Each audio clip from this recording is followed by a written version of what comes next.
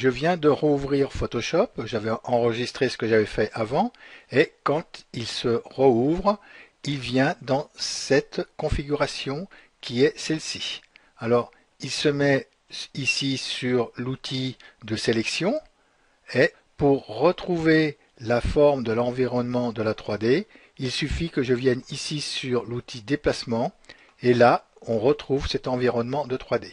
Là, on voit qu'il m'a regroupé ici mes trois objets, parce que ici, il s'est mis en mode scène, et que juste avant, j'avais fusionné mes trois objets. Là, ils sont ici, il n'y a plus qu'un seul calque, hein. On a notre calque d'arrière-plan qui est le blanc ici, et ici qu'un seul calque qui représente mes trois objets.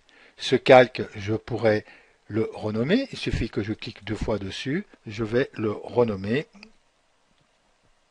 A, B, C. Voilà qui est fait. Alors pour quitter cette fenêtre-là, je peux me mettre aussi dans la fenêtre environnement.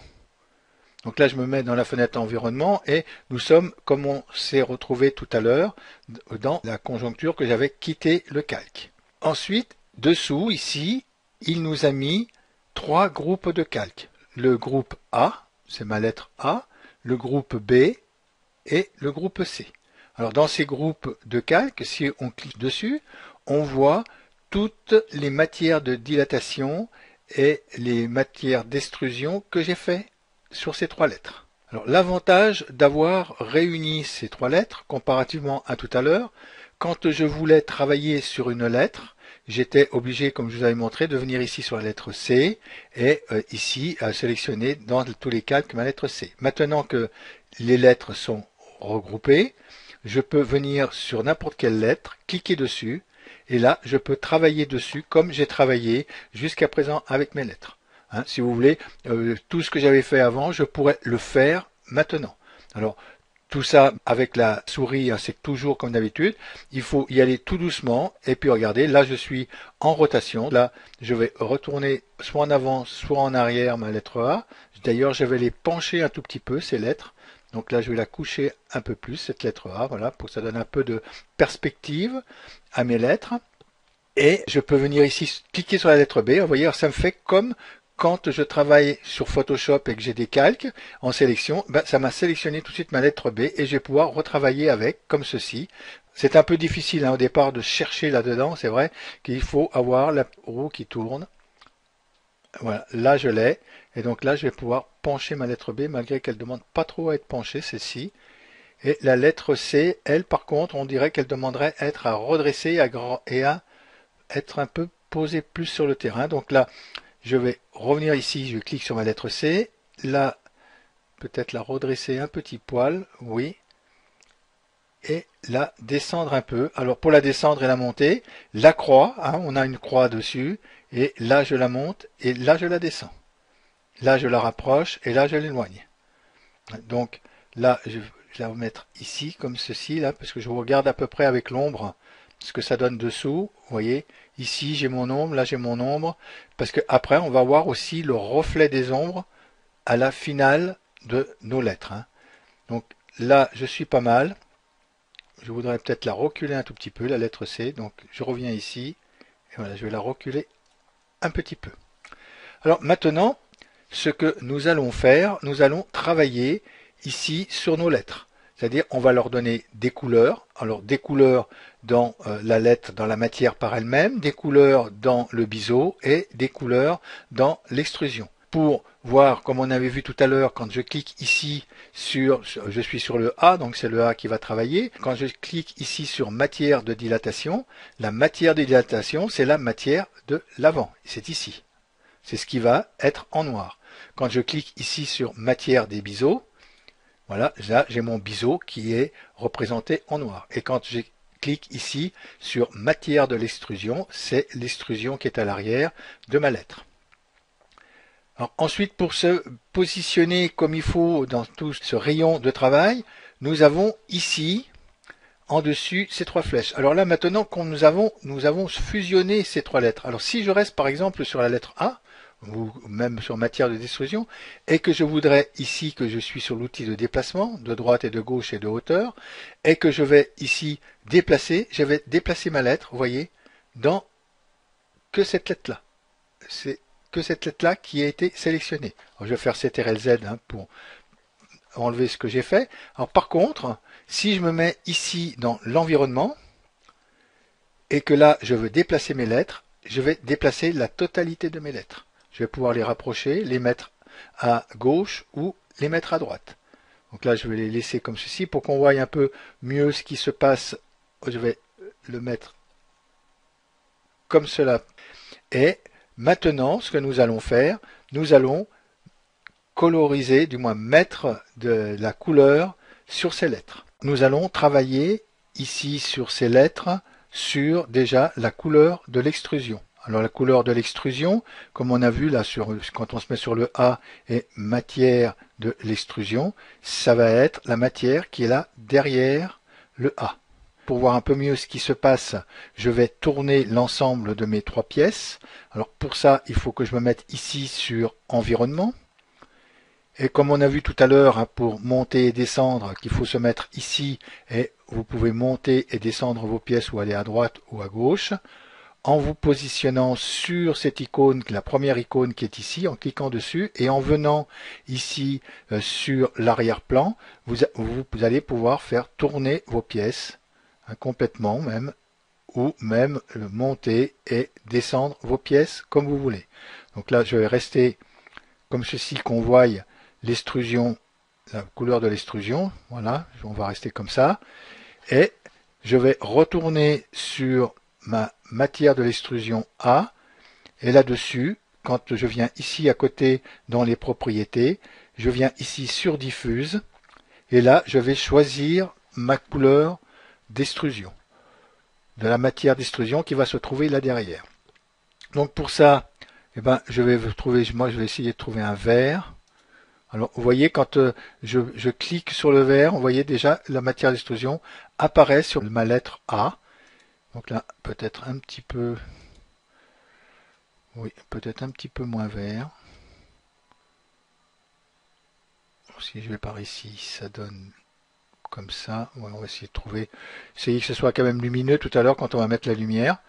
Donc là, je vais rester sur un vert comme ça. Alors, pour avoir le même vert partout, il suffit que ici je copie la référence qu'il y a dans le vert. Ici je vais faire copier. Et là je vais faire OK. Là j'ai mon vert d'extrusion qui est ici. Là pour faire le B, il suffit que je me mette ici sur la matière de l'extrusion. Ici. Là que je revienne ici. Et là que je colle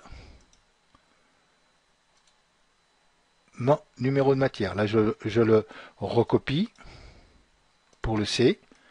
Je lui fais OK. Et je reviens ici sur le C. Alors, la matière ici, il faut que je prenne la matière de l'extrusion du C, qui est là derrière. Je viens ici, et là, je vais coller ma matière. Et je vais lui faire OK. Alors, vous voyez déjà dans ces trois matières qui sont ici, on a l'impression que le premier vert est pâle, le deuxième vert est un peu plus foncé, que le troisième vert est très très foncé. Alors, il ne faut pas rester sur l'exposé qu'il y a ici, parce qu'il y a éclairage infini. Alors, tout à l'heure, on va voir avec l'éclairage comment on peut mieux ressortir ce vert de ces pièces. Alors, ensuite, on va travailler sur l'avant de ces pièces. C'est la matière de dilatation qui est à l'avant. Donc je viens ici sur le A et je clique dessus. Et là, je vais essayer de lui trouver, soit je peux lui trouver une lumière, soit je peux venir ici et choisir dans ces textures pour créer une texture à l'avant. Donc je peux mettre par exemple une texture comme ceci, qui est pas mal, je trouve. Vous voyez, ça fait un peu à façon coussin sur les lettres. Ou je peux essayer de trouver une autre texture ici qui me plaise. Je peux, sinon façon brique, on va regarder. Il faut le laisser travailler sur la texture. Façon brique aussi est pas mal. Et on a aussi le noir et blanc. Je ne sais pas ce que ça va donner. Le damier noir et blanc. Non. Je crois que là, ou sinon, retrouver carrément une texture jaune un peu comme ça. Alors là, c'est vraiment un jaune uni. Il n'est pas du tout structuré. Celle-ci, je vais regarder la plus jolie. Celle-là, elle est pas mal. Allez, on va garder celle-ci. Je pourrais mettre une texture différente sur chaque lettre, hein, si je veux. Je peux, par exemple, mettre celle-ci sur le A et venir ici sur la matière de dilatation du B avant, et puis mettre une autre texture. Mais là, je vais remettre la même texture que j'ai mis, c'est-à-dire celle-ci. Alors, vous voyez déjà, la texture est beaucoup plus foncée ici. Mais ça, c'est tout à fait le jeu de lumière. Et le troisième, la matière de dilatation sur le C, eh ben, je vais mettre la même texture, c'est-à-dire celle-ci. Voilà. Alors maintenant, j'ai donné une forme à mes textures et à l'ombre qui est derrière, la matière du biseau avant. Je voudrais la faire, mais avec un tout petit peu plus de gris. Donc, regardez ce que ça donne dans les blancs, là.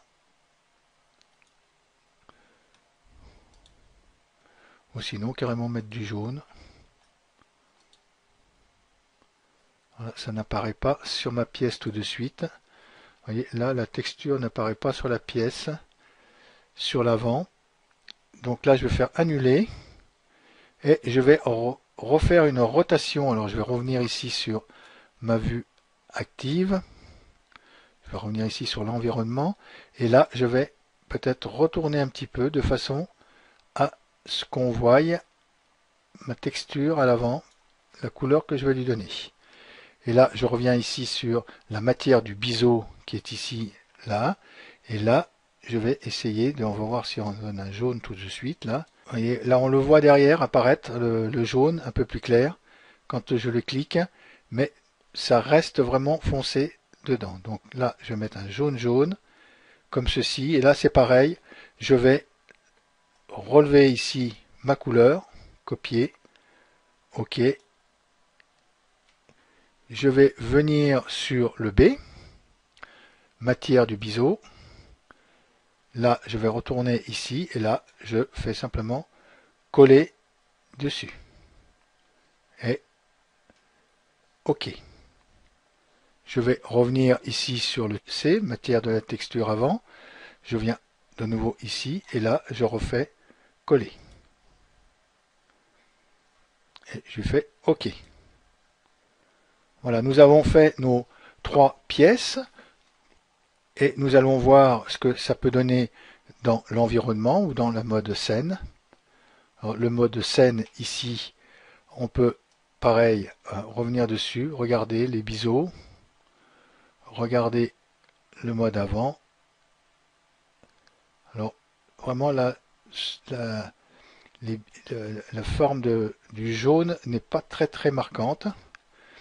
Donc pour ça, je vais revenir ici sur la matière du biseau avant A. Là, je suis sur diffuse et je vais faire spéculaire pour regarder ici ce que ça va donner par rapport à mon biseau. Alors, donc je suis toujours ici sur la matière du biseau A à l'avant.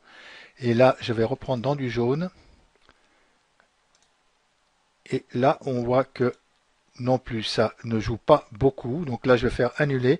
Par contre, quand je vais dans l'illumination, ça va illuminer tout le biseau. Alors là, en illumination, normalement, quand je me mets ici dans du jaune et que je prends ici du jaune, ah ben, vous voyez que là, ça vraiment, ça trace mon tour de lettre en jaune. C'est peut-être un peu trop pétard. Je vais me mettre juste comme ceci. Et encore, voilà.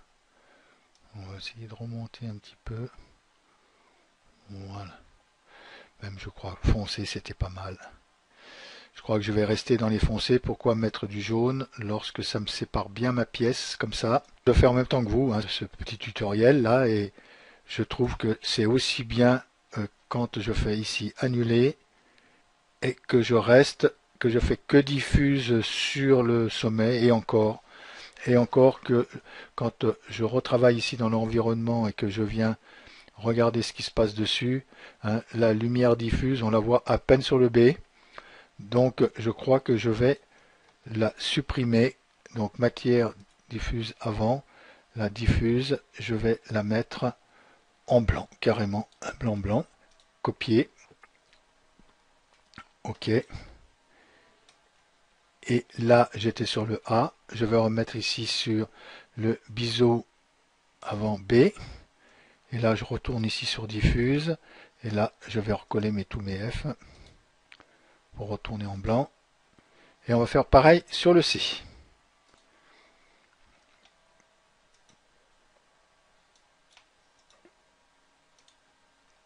Et OK. Voilà, on a fait nos lettres. Maintenant, je vais quand même revenir dessus sur l'environnement. Et je vais essayer de regarder. Vous voyez, donc ça sort vraiment que sur le B, ce petit liseré blanc là. Sur le A, on ne le voit pas du tout. Même comme ça. Oui. Donc, c'est pas un effet de biseau qui va beaucoup apparaître sur la finale de cette pièce. Alors, je vais remonter un tout petit peu par rapport à ce que j'ai fait là. Et je vais revenir ici pour le retourner comme on était tout à l'heure. Le reposer comme ceci. Où on voit les ombres. Et bien maintenant, nous allons mettre une structure sur notre sol.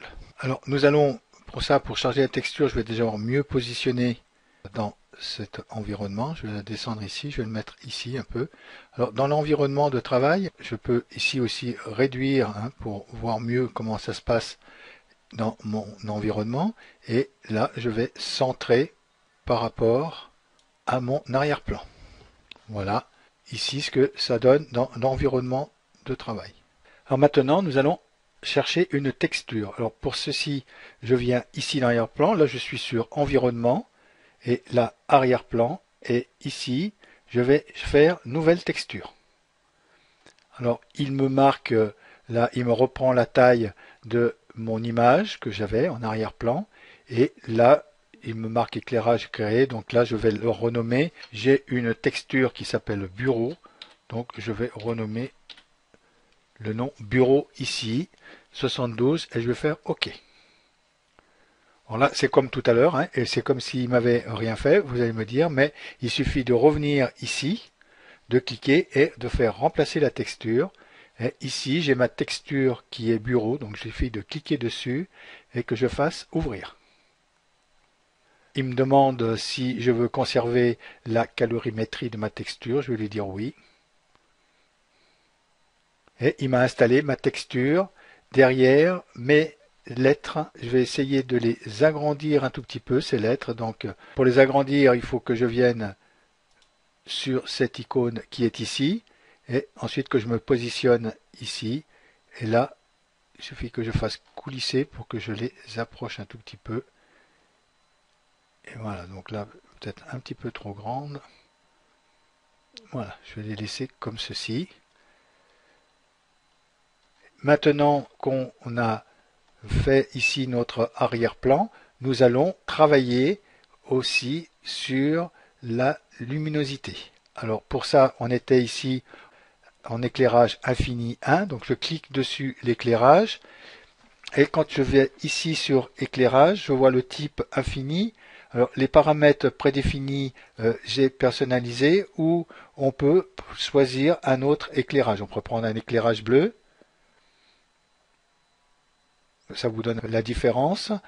Après, ici, on peut prendre une autre illustration ombrée. On va essayer illustration ombrée. Et là, en dessus, on voit nos positions d'éclairage qui sont ici. Ici, je clique ici, on vient ici en position d'éclairage. Je clique ici, on vient ici. Donc là, ça va nous relever notre position d'éclairage. Donc la position d'éclairage la meilleure, je pense que c'est celle qui vient d'ici dessus. Là, j'ai éclairage bleu. Je pourrais peut-être prendre froid, aube, éclairage naturel. On va essayer un éclairage naturel. Il faut regarder dans les éclairages celui qui va le mieux vous convenir. Donc celui-ci est pas mal comme éclairage naturel. Donc là, je vous laisse chercher ici dans tous les éclairages celui qui vous plaît le mieux. Et ensuite, on a ici, on peut éclaircir ou assombrir notre éclairage. Donc là, je vais l'éclaircir un peu de façon que ça me fasse ressortir mes lettres. Et là, on peut faire aussi dans les tons foncés. Il suffit de cliquer ici et là, on a un curseur pour les tons foncés. Et donc là, vous voyez, comme ça nous fait ressortir les tons foncés. Je trouve que ça fait pas tellement joli sur mes lettres. Donc je vais décliquer les tons foncés et je vais y laisser comme ceci. Donc là, je retourne ici dans l'environnement. Peut-être que là, l'éclairage, maintenant que je suis dans l'environnement, j'ai fait un petit peu trop clair. Je vais revenir ici dans l'éclairage infini 3 et je vais baisser un peu l'éclaircissement. Voilà. Et là, je retourne ici dans mon environnement. Alors maintenant, là-dessus, je vais lancer un rendu de façon à regarder ce que ça va donner sur mes pièces. Donc je fais ici le rendu. Alors quand vous lancez un rendu, il va vous marquer le temps restant à peu près 1 heure pour le rendu. Mais c'est à vous à voir d'arrêter le rendu quand vous voyez que vous avez votre travail qui est net. C'est à vous à juger. Vous n'êtes pas obligé d'aller au bout du rendu. Là, vous voyez que ça se transforme légèrement. Mes lettres, on voit mieux les structures de mes lettres qui arrivent. Donc, on va le laisser passer. Donc, je vais arrêter la vidéo pour vous et je vais continuer mon rendu et je vous reprends après à la fin du rendu. Ici en dessous, là, vous voyez le temps restant du rendu. Là, je suis à peu près à la moitié du rendu. Je suis à 49%. Je vois que mes lettres, le fond est bon. Et sur les lettres, je ne pense pas que le rendu va m'améliorer plus ces aspects de texture de lettres. Je clique simplement sur la pièce pour arrêter le rendu. Alors maintenant que le rendu a été fait, je peux me remettre ici sur le scène ou même environnement et en étant ici sur l'environnement, je vais enregistrer ce que je viens de faire. Alors soit je peux déjà enregistrer mon fichier, voilà, et en remettant ici sur scène, je vais faire fichier et je fais enregistrer sous et là je peux l'enregistrer au format JPEG si je veux par exemple le mettre en JPEG. Et ici, je fais enregistrer. Donc, on va le mettre de base optimisé. Et je vais faire OK. Voilà, donc là, j'ai enregistré mon fichier en JPEG. Je peux aller le rechercher pour l'ouvrir, pour voir ce que ça donne. Faire fichier ici et ouvrir. Et là, j'ai ABC JPEG là, qui est ici. Donc, je clique 2 fois dessus. Et là, mon fichier est ouvert. Donc là, je vais sortir de la 3D. Je vais me mettre sur l'espace de travail photo JLR. Et voici mon JPEG qui est enregistré. Et là, si je voudrais, je pourrais retravailler ici avec Photoshop. Ben voilà pour ce qui était dans ces projections qu'on a vues sur le 3D avec Photoshop. Et maintenant, la prochaine vidéo, nous allons passer avec une image et aussi un texte sous l'image en 3D. Je vous remercie de m'avoir écouté et je vous dis à bientôt.